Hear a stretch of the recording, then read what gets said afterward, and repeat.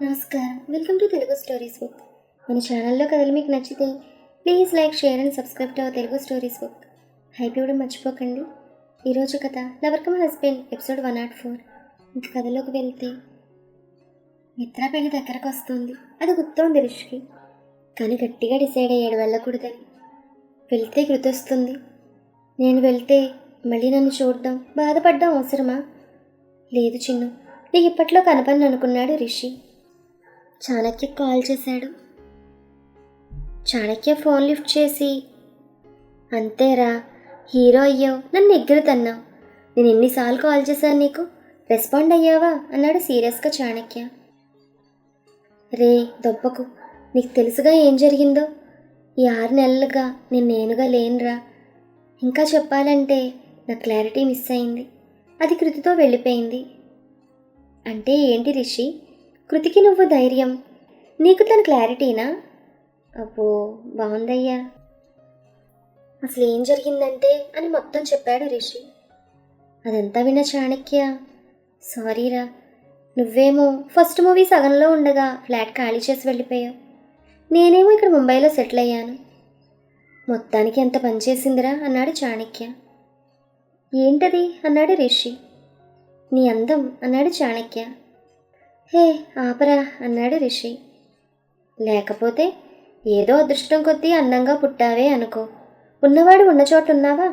అస్సలా ఓ ఎగేసుకుంటూ ఫైటింగ్స్, గొడవలు, అంతే. అటు నీ ఇల్లాలు, ఇటు నీ ప్రియురాలు ఇద్దరు పడిపోయారు. ఇదేంటి సినిమా టైటిల్స్ చెప్తున్నావు? అయినా ఎప్పటికీ నాకు రెండూ నా కృతినే అన్నాడు చిన్నగా రిషి. ఏంటి బాబు, ఒక్కటి, నీ లవర్ని ఇల్లాలయ్యాక ఆ ప్రీతి నీ ప్రియురాలుగా తట్టుకోలేక ఇదంతా చేసింది. అయినా సినిమా వాడివి, నీకు ఆ డైలాగ్సే ఆప్ట్ అవుతాయి అన్నాడు చాణక్య. అసలు ఆ కిషోర్ కూడా నాకైనా పట్టుకుని గట్టిగా వాయి తీయాలనుంది, కానీ ఏజ్కి గౌరవం ఇచ్చి వదిలేశాను అని రిషి అనగానే, అది కరెక్టే. సరే మరి ఇప్పుడు ఏం చేద్దామని అని అడిగాడు చాణక్య. ఏం చేస్తాను, నా భార్యకి హెల్ప్ చేస్తాను అన్నాడు రిషి. వెరీ గుడ్, మరి కలుస్తావా తన్ని అని అడిగాడు చాణక్య. కలవడమా? అప్పుడే, అసలు తను ఇప్పట్లో కలవను అన్నాడు రిషి. మరి హెల్ప్ ఎలా చేస్తావు అని అడిగాడు కంగారుగా. హెల్ప్ తనతో ఉండే చేయాలనే లేదుగా, కనపడకుండా కూడా చేయొచ్చు.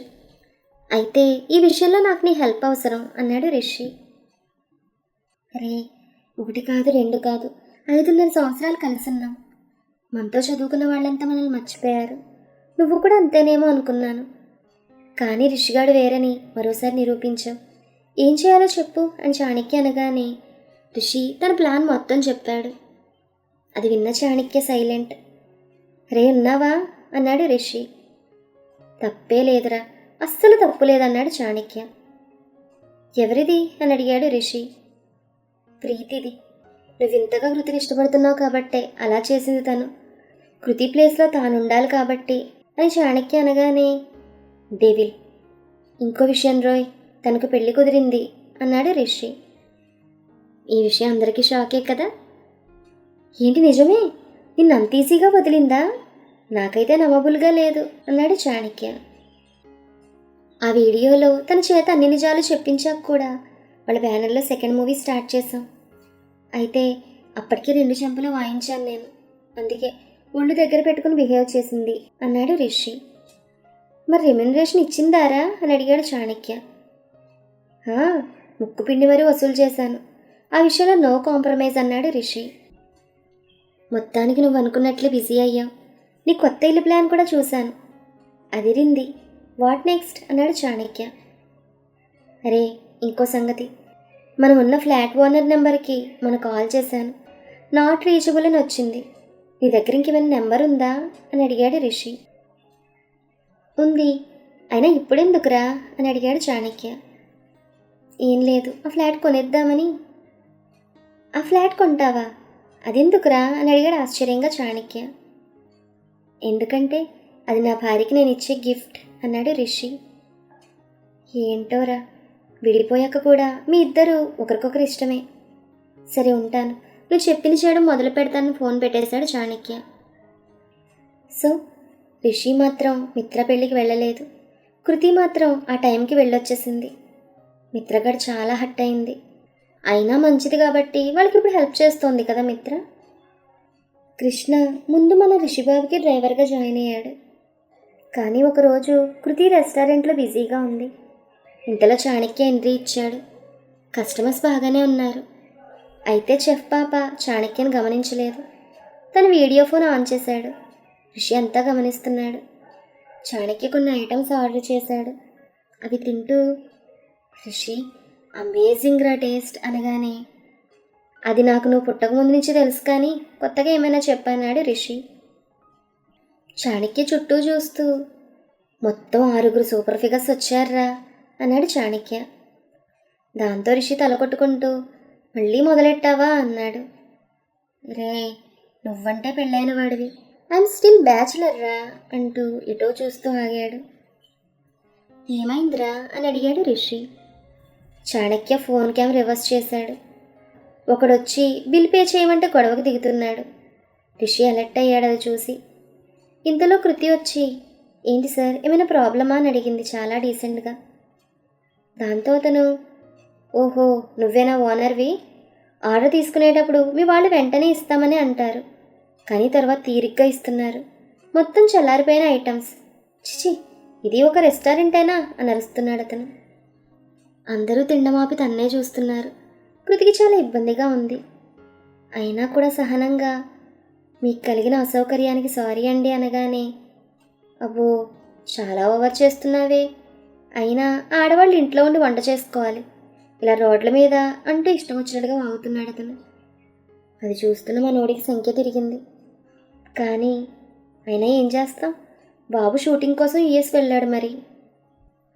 అది చూసిన రిషి, రేయ్ వెళ్ళరా అనగానే చాణక్య లేచి వెళ్ళి అతను భుజం మీద చెయ్యేశాడు.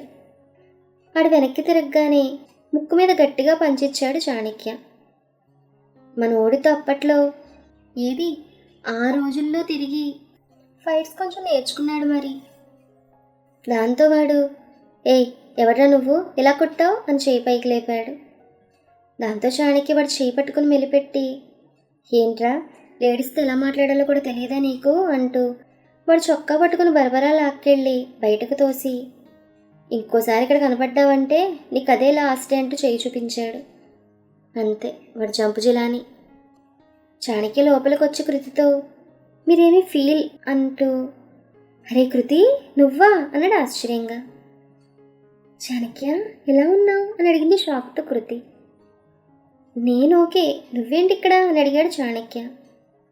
రా ముందు కూర్చుందాం అంటూ తను కూర్చోబెట్టింది కృతి. రిషి కాల్ కట్ చేశాడు. ఇప్పుడు చెప్పు, నువ్వేంటి ఇక్కడ అని అడిగాడు చాణక్య.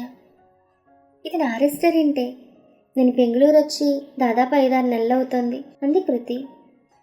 నీకు అంత అవసరం ఏంటి కృతి, మీ డాడీ మంచి సౌండ్ పార్టీయేగా, హ్యాపీగా ఇంట్లో ఉండకుండా ఇలా ఒక్కదానివే మాటలు పడుతూ అన్నాడు బాధగా చాణక్య. నాకు పెళ్ళయింది చాణక్య, ఇంకా మా నాన్న హెల్ప్ ఎందుకు నాకు అంది కృతి. అలా అని నువ్వు నీ భర్తతో కూడా లేవు కాబట్టి మీ వాళ్ళతో ఉండొచ్చేమో కదా అన్నాడు చాణక్య. ఇప్పుడు నేను ఎవరితో ఉన్నాను కాదు చాణక్య, నాకంటూ ఒక సొంత గుర్తింపు కావాలి, దానికోసం ఇదంతా అంది కృతి. చాణక్య తన మాటలు రికార్డ్ చేస్తున్నాడు. నా సంగతి వదిలే, నువ్వేంటి ఇక్కడ అని అడిగింది కృతి. నేను ఈవెంట్ మేనేజ్మెంట్ చేస్తాను నీకు తెలుసు కదా, దానికోసం పని మీద వచ్చాను ఇక్కడికి. ఈ స్ట్రీట్ నుండి వెళ్తూ ఆకలి వేసి లోపలికి వచ్చాను. తింటుంటే వాడిని చూసి పిచ్చి కోపం వచ్చింది. ఇలాంటివన్నీ నాకు మామూలే చాణక్య, అయినా ఒక టాప్ పొజిషన్కి వెళ్ళాలంటే ఇలాంటివన్నీ పట్టించుకోకూడదు అంది కృతి. సరే అయితే నా నెంబర్ తీసుకో, అలాగే ఈ నెంబర్ ఇవ్వు అంటూ ఇద్దరు నెంబర్స్ ఇచ్చుకున్నారు.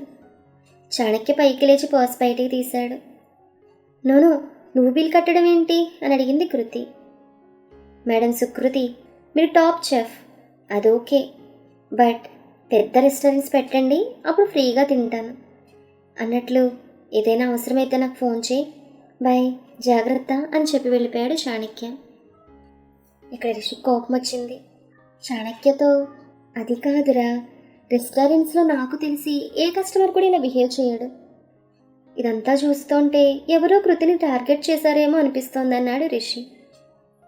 నాకు అదే డౌట్ రా, వాడు కావాలని సీన్ క్రియేట్ చేశాడు అన్నాడు చాణక్య. ఇవాళంటే నువ్వున్నావు, మరి రోజు ఎవరుంటారు?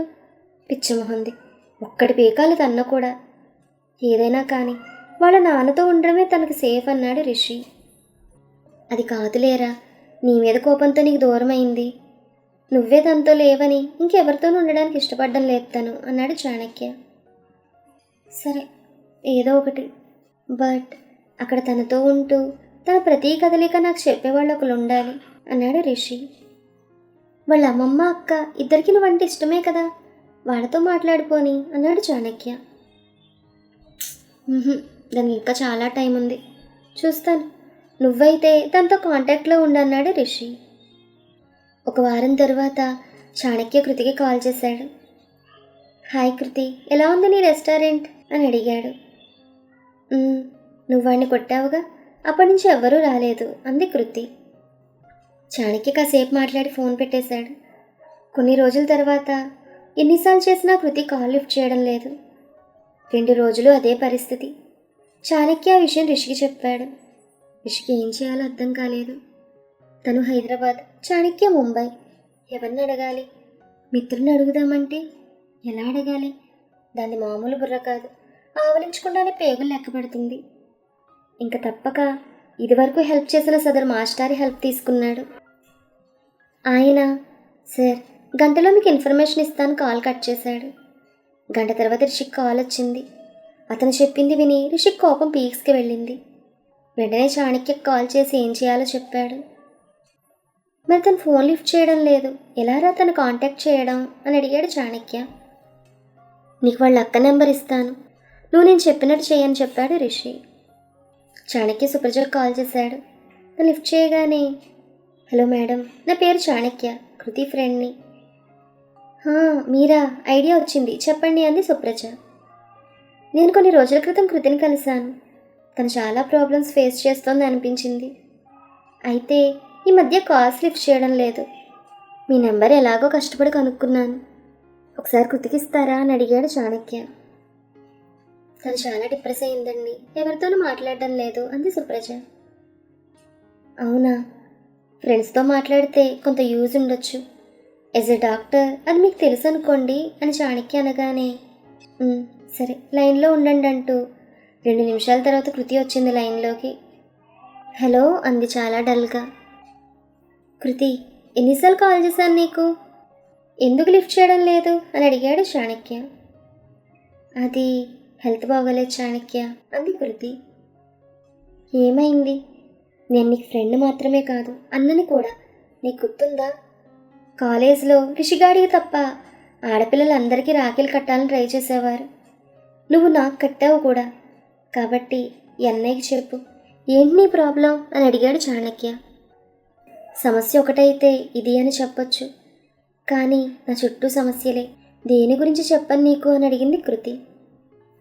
నీ గత సమస్యలు నాకు తెలుసు, ప్రస్తుతం ఉన్న సమస్యల్లో నీకు ఏది పెద్దదో అది చెప్పు చాలు అన్నాడు చాణక్య. ఏముంది, food truck success, but problem. Restaurant సక్సెసే, అయినా ప్రాబ్లం. ఒక్కసారి కాదు, 2 సార్లు కాదు.